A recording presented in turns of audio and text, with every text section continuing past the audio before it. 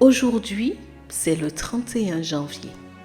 Le titre de notre méditation: Ne sois ni une étincelle, ni une bûche. Nous lisons dans Jacques chapitre 3 au verset 5. De même, la langue est un petit membre, mais elle a de grandes prétentions. Voyez comme un petit feu peut embraser une grande forêt.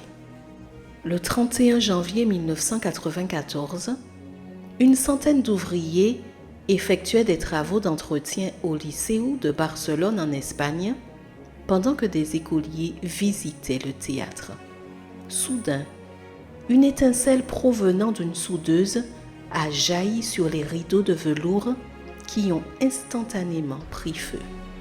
Des morceaux de rideaux sont tombés sur la moquette, laquelle a transmis le feu au siège. Les extincteurs et les lances à incendie n'ont servi à rien. En 3 heures, tout l'édifice était la proie des flammes.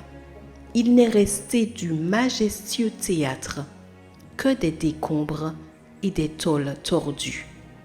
Qu'est-ce qu'une simple étincelle peut faire comme dégâts?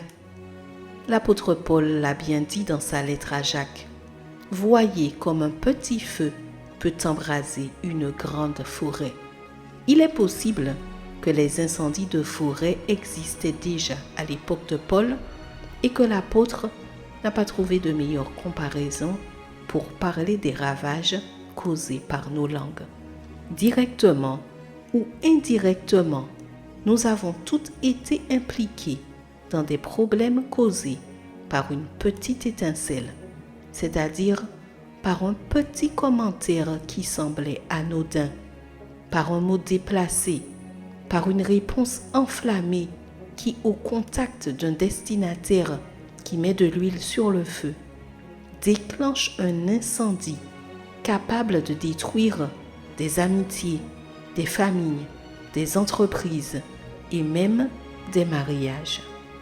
Tout cela parce qu'on n'a pas su tenir sa langue au bon moment. Parfois, comme pour le Liceu de Barcelone, les tentatives pour apaiser le problème ne fonctionnent pas et revenir en arrière est totalement impossible. Que faire alors?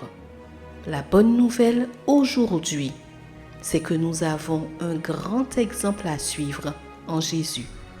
En lisant les évangiles, nous constatons qu'à plusieurs reprises, Jésus a été provoqué par ses rivaux et qu'il a toujours eu la bonne réponse devant les agressions.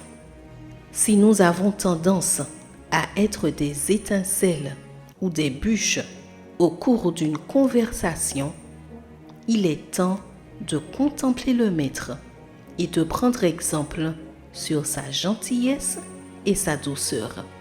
Attention aux programmes télévisés que nous regardons, aux paroles des chansons que nous écoutons et aux idées exposées dans les livres que nous lisons, car tout cela influence fortement notre façon de penser et d'agir.